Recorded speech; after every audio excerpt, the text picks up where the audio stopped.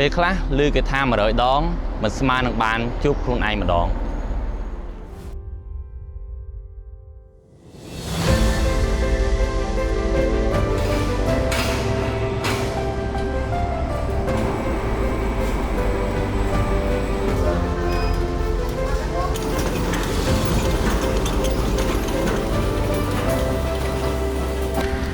ជាម៉ាត់ឈ្មោះលីសរយុទ្ធជាម្ចាស់ដេប៉ូដៃលីពើបសោតដែលមានអាសយដ្ឋាននៅភូព្រៃសភ័រឃុំសបួរ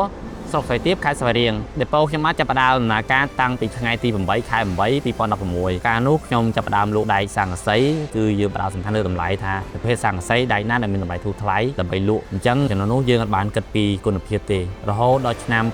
2019គឺមានអតិថិជនជាច្រើនដែលគាត់ត្អូញត្អែអំពីបញ្ហាស័ង្កសីក៏ខ្ញុំចាប់ផ្ដើមសហការតាក់ទងជាមួយខាងក្រុមហ៊ុន ASI ចង់ដឹងថាតើគុណភាពរបស់ ASI យ៉ាងម៉េចក៏យើងចាប់ផ្ដើមតាក់ទងគាត់រហូតដល់ឆ្នាំ2020ក៏យើងចាប់ផ្ដើមបើកសាខាថ្មីនៅទីតាំងភូមិព្រៃសភ័រឃុំសបួរស្រុកស្វាយទៀបនេះជំនាន់នោះខ្ញុំបានព្យាយាមប្រើផលិតផលផុសគេផងនិងផលិតផល ASI ផងការតេស្តនេះគឺការប្រើប្រាស់ជាក់ស្ដែងតែម្ដងនៅលើជញ្ជាំងឃ្លាំងរបស់ខ្ញុំដែលមានទីតាំងនៅខាងលិចឃ្លាំងខ្ញុំតេស្តប្រើផលិតផលរបស់គេមិនច្រើនទេគឺប្រើត្រឹមតែ2-3សន្លឹកហើយ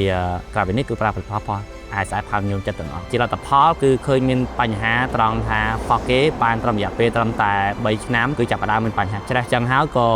ខ្ញុំសម្រេចចិត្តថាឈប់ចង់ប្រើផលិតផលរបស់គេក៏ប្រើផលិតផល ASI លក់វិញជាពិសេសគឺប្រភេទ ASI ផាំខ្ញុំចិត្តនេះតែម្ដងបន្ទាប់ពីខ្ញុំចាប់ផ្ដើមកាន់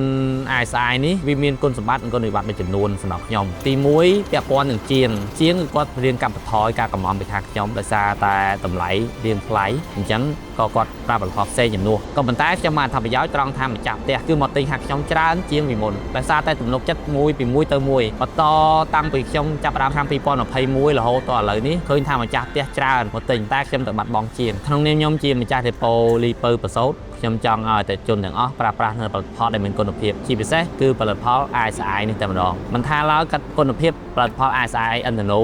ASI ញោមចិត្តឬក៏ ASI ផាមហានោះទេគឺជាផលិតផលដែលមានគុណភាពអាចទទួលយកបានហើយនឹងតម្លៃសមរម្យអ្វីដែលទទួលបានគឺនៅពេលដែលគាត់ប្រើប្រាស់ផលិតផលនេះទី1គុណភាពផលិតផលប្រើប្រាស់បានយូរអង្វែងទី2មិនសូវចំណាយច្រើនតែតងជាមួយនឹងការរុះរើការជួសជុលផ្សេងៗនៅពេលដែលសង្កសីវាចាស់ពីព្រោះផលិតផល ASI នេះយើងក៏ទៅប្រើបានដល់ទៅរយៈពេល10ឆ្នាំហើយនោះមានន័យថាដូចទីផាមញោមចិត្តនេះក្រុមហ៊ុនហ៊ានធានាជូនដល់10ឆ្នាំដោយឡែកក្រុមហ៊ុនដទៃមិនទាន់ហ៊ានមានក្រុមហ៊ុនណាហ៊ានធានាជូនទេអញ្ចឹងបើសិនបើអតិថិជនដែលប្រើប្រាស់ទៅបាន5-6ឆ្នាំ7ឆ្នាំក្រោយសោមានបញ្ហាច្រេះធ្លុះនោះក្រុមហ៊ុនជាអ្នកចេញមកដោះស្រាយដូច្នេះវាជាអ្វីដែលជាទំនុកចិត្តមួយដ៏ខ្ពស់សម្រាប់អតិថិជនទូទៅជាចំក្រៅក្នុងនាមខ្ញុំជាម្ចាស់ដេប៉ូលីពើបសោតក៏សូមអរគុណចំពោះអតិថិជនទាំងអស់ដែលជួយគាំទ្រនៅរាល់ផលិតផលទាំងអស់ដែលមាននៅក្នុងដេប៉ូលីពើបសោតនេះ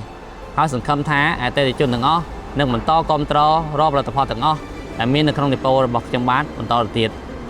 សូមអរគុណ